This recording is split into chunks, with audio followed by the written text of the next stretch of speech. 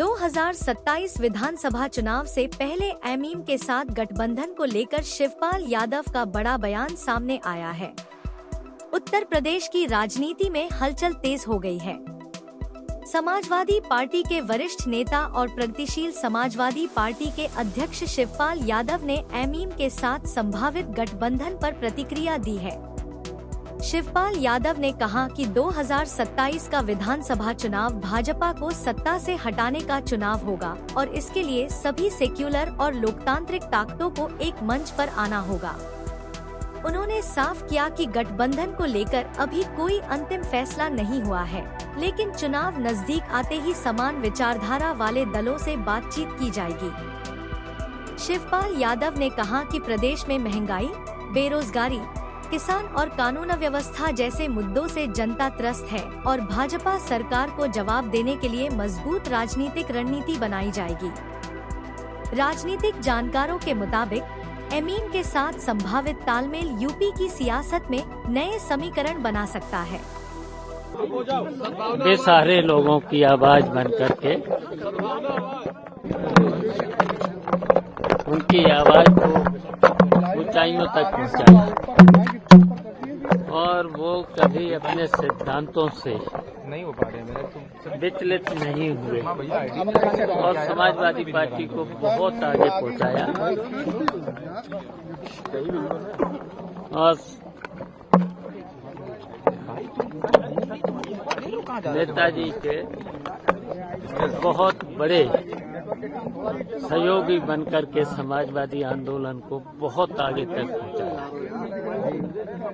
आज हम उनकी पुण्यतिथि पर उनको नमन करते हैं, उनको याद करते हैं और श्रद्धांजलि अर्पित करते हैं। सर, शंकराचार्य प्रयागराज में जिस तरह से शंकराचार्य के शिष्यों पर हमला हुआ और उन्होंने लगातार पुलिस प्रशासन पर गंभीर आरोप लगाया कि आज तक इस तरह से इस शिष्यों पर नहीं किया गया, इस पर क्या राय है?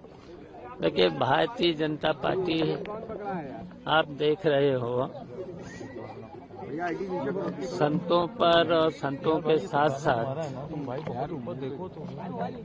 जो उनका दिखावा है तो उससे साबित होता है कि भारतीय जनता पार्टी के राज में संतों का भी सम्मान नहीं है। जबकि जो प्रयागराज में मेला लगता है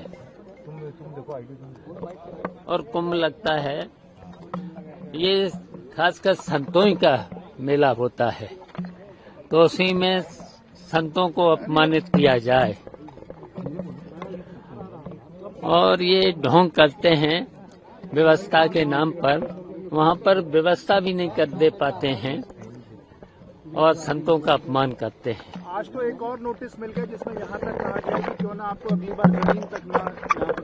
बार जमीन तक ना अवेलेबल कराई जाए। एक ये और ये शंकराचार्य होने पर भी उनके सवाल खड़ा किया गया प्रशासन द्वारा। अभी तक बन रहा है। देखिए, एक शंकराचार्य के साथ जो अपमानित किया गया है तो भारतीय जनता पार्टी के लोग तो कुछ भी कर सकते हैं, संविधान को मानेंगे नहीं, संतों का सम्मान नहीं करेंगे और केवल ढोंग करते हैं भारतीय जनता पार्टी के लोग। Sir, deputy CM Brajesh Pathak का बयान आया है, उन्होंने कहा समाजवादी पार्टी से अगर मुसलमान अलग कर दिया जाए तो वो दो कौड़ी की पार्टी हो जाएगी। कल उन्होंने ये बयान दिया। अब देखिए, अब उनके बारे में तो क्या कहूँ, विभाग चला नहीं पा रहे, विभाग में कोई सुनवाई है नहीं, तो उल्टे सीधे जो बयान दे रहे हैं तो लगता है कि उनका इलाज की जरूरत है उनको। ग्रेटर नोएडा में जिस लड़के की मौत हुई प्रशासन की नाकामी से, अब उसका एक वीडियो प्रशासन द्वारा वायरल कराया गया है जिसमें दिखाया जा रहा है कि वो शराब के विषय में। लेकिन ये भारतीय जनता पार्टी झूठ बोलती है। आप रोज ही देख रहे होंगे कितने लोगों को एनकाउंटर के नाम पर गोली मारी जा रही है, कितने लोगों की हत्याएं कर रहे हैं, जेलों में हत्याएं कर रहे हैं। तो भारतीय जनता पार्टी के लोग तो कुछ भी कर सकते हैं। क्या सर AIMIM से जो है वो गठबंधन की बात आपके एक नेता कह रहे हैं, उस पर तमाम बयानात आए कि हम लोग स्वागत करते हैं असदुद्दीन ओवैसी की, क्या इनसे कोई बातचीत चल रही है आप लोगों की? नहीं, अभी तक तो मेरी जानकारी में है नहीं, न कोई बातचीत है, कुछ भी नहीं, ये तो अफवाहें हैं। तो अगर आएंगे तो कोई जरूरत है आप लोग को MIM की? जरूरत है आप लोग को MIM की या आप?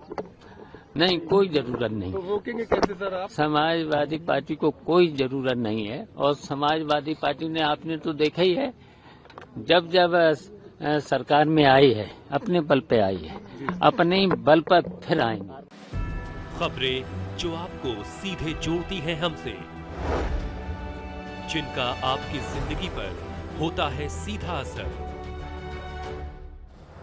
खबरों की वही तस्वीर, बिना बदले बिना डरे, जज्बा सच का लिए, सच दिखाते हैं।